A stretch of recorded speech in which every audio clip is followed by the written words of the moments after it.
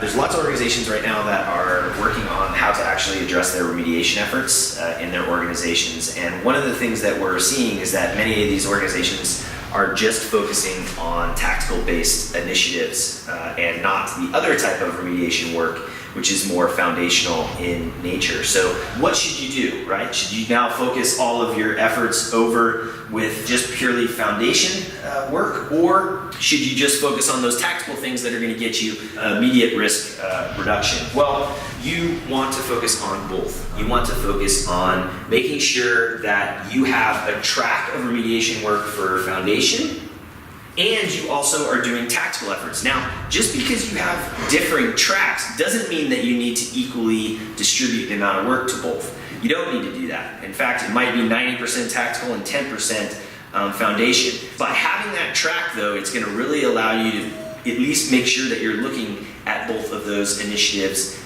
and making sure that you're actually considering them, and where it really makes sense, maybe doing that foundation effort and contributing that over instead of doing that tactical piece. With that being said, here's another approach. The second recommendation that really helps out organizations is to plan to build the foundation pieces as the front end to your tactical initiative. So if you really think it out right, let's say that you have a large amount of vulnerability work that you need to do and remediation in the environment. What you can do is define those standards for vulnerability management, define the processes, and then kick right into actually doing the work.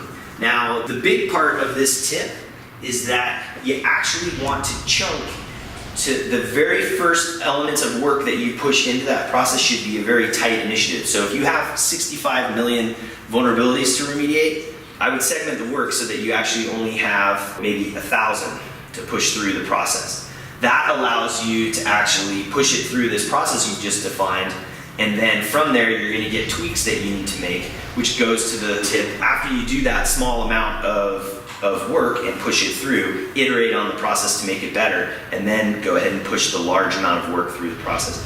This works for risk management, vulnerability management, basically any process that you have. It allows you to actually focus on making the process efficient and iterating the process, and then working effectively to get the tactical work done. It also allows you to take advantage of some of the characteristics of both of these projects.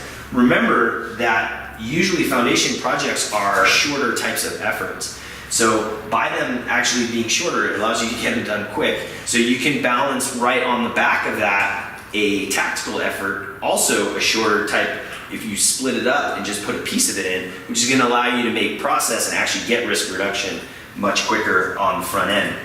The key to making this happen is that you need to make sure that you have the right types of resources in order to build that process right.